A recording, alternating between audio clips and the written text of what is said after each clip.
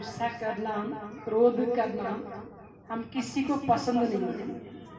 सभी को अच्छा लगता शांति है, क्योंकि शांति आत्मा का स्वधर्म है।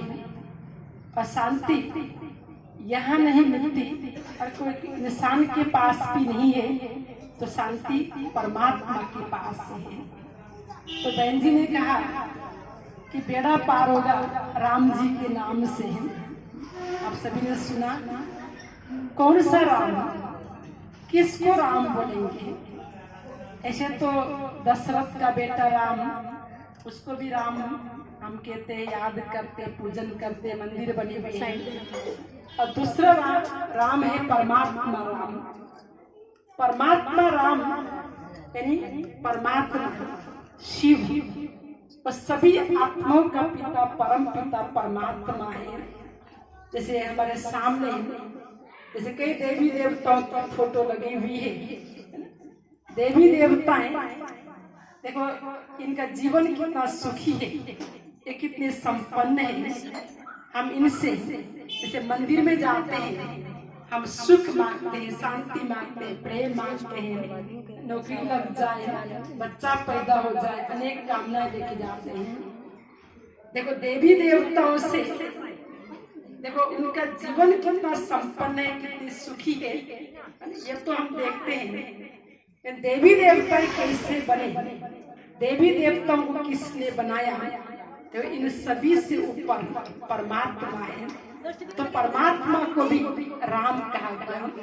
देखो परमात्मा को भगवान कहते हैं। तो भगवान का मतलब, भय का मतलब भाग्य विधाता, भाग्य बनाने की तो विधि सिखाता है, तो इसीलिए उसको भाग्य विधाता कहा गया। दूसरा गह का मतलब गीता ज्ञान दाता है परमात्मा, गीता ज्ञान सुनाने वाला, गीता ज्ञान दाता है परमात्मा।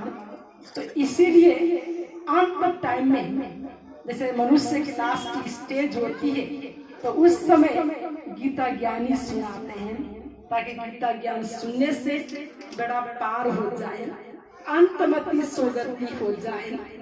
और देखिए तीसरा भगवान, वा का मतलब वाणी से परे है परमात्मा।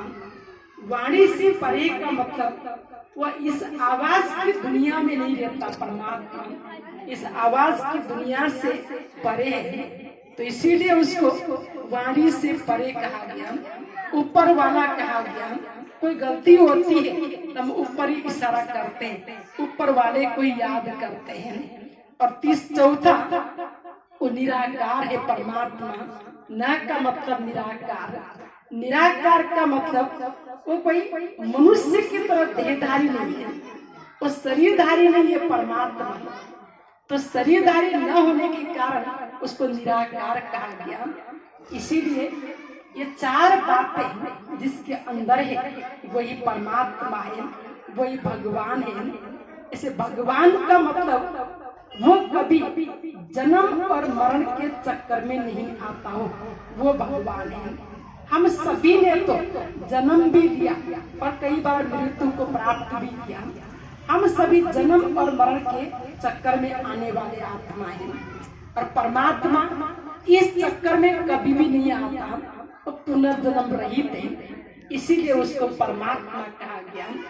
और दूसरी बात, परमात्मा सर्वोच्च शक्ति है। परमात्मा वो सभी आत्माओं का माता पिता है, इसीलिए हम मंदिर में जाकर कहते तुमेव माता च पिता तुमेव, तुमेव बंधु च सखा तुमेव। वो सबका ही माता पिता है परमात्मा। देखो कोई भी शरीरधारी होता है वो उसको अपने बच्चों का माता पिता है, उसको सभी माता पिता नहीं कह सकते, लेकिन परमात्मा हम सभी का माता पिता, तो इसलिए उसको सर्वोच्च शक्ति कहा गया। और परमात्मा उसको सर्वज्ञ भी कहा गया। सर्वज्ञ का मतलब वो सब कुछ जानता हो। क्या जानता है परमात्मा? सृष्टि के आदि, मध्य और अंत की बातों को जानता है।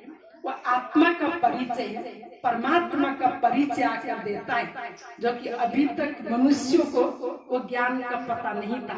वो परमात्मा आकर देते हैं, और परमात्मा को खुदा कहा गया। खुदा का मतलब वो खुद आकर अपना परिचय देता है, इसीलिए उसको खुदा कहा गया। और परमात्मा को उसको बोलते हैं सर्व गुणों में अनंत है परमात्मा। सर्व गुणों में अनंत का मतलब वो सागर है परमात्मा, उसके लिए बोलते हैं ज्ञान का सागर है, आनंद का सागर है, प्रेम का सागर है। इसे परमात्मा को सागर के साथ तुलना किया गया। और देखिए परमात्मा निराकार ज्योति बिंदु स्वरूप होने के कारण, इसीलिए भक्ति मार्ग में अलग अलग जैसे मंदिरों में शिवलिंग बनाकर पूजा करते हैं। शिवलिंग, शिव का मतलब कल्याणकारी और लिंग का मतलब लक्षण, जिसके कल्याणकारी लक्षण हो वही शिवलिंग है। और देखो परमात्मा सभी आत्माओं का पिता, परम पिता परमात्मा है। जैसे हम बोलते हैं कि हमारे अंदर परमात्मा है, परमात्मा सर्वव्यापी है, परमात्मा हर जगह विराजमान है, ऐसे ऐसी बातें हम बोलते हैं। लेकिन परमात्मा सर्वव्यापी नहीं है, और परमात्मा हमारे अंदर भी नहीं है। हम बोलते हैं ना हमारे अंदर ही परमात्मा है, हमारे अंदर आत्मा है, हमारे अंदर परमात्मा नहीं है। आत्मा शरीर को चला रही है, परमात्मा हमारे शरीर को नहीं चलाता।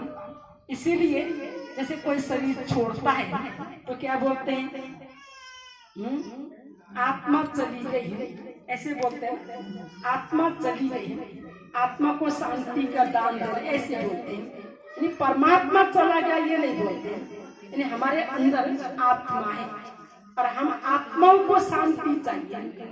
तो शांति चाहिए तो शांति का सागर परमात्मा को याद करना पड़े, तभी हमको शांति मिलेगी, सुख मिलेगा, आनंद प्रेम मिलेगी।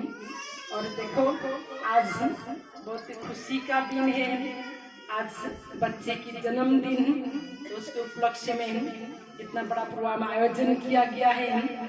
और फिर उस बच्चे की जन्मदिन के लिए मैं बहुत बहुत उस बच्ची को बहुत हम सभी के तरफ से उस बच्ची को दुआ देंगे, आशीर्वाद देंगे। तो उस बच्ची के प्रति हम शुभ भावना रखेंगे, शुभकामना रखेंगे।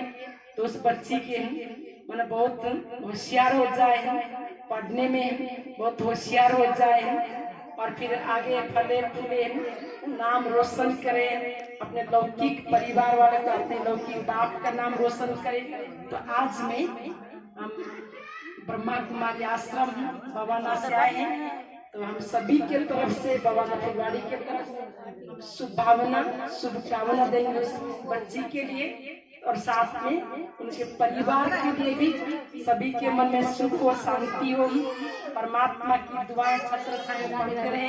तो यही शुभ भावना हम अपने तरफ से देंगे। ओम शांति, ओम शांति, ओम शांति।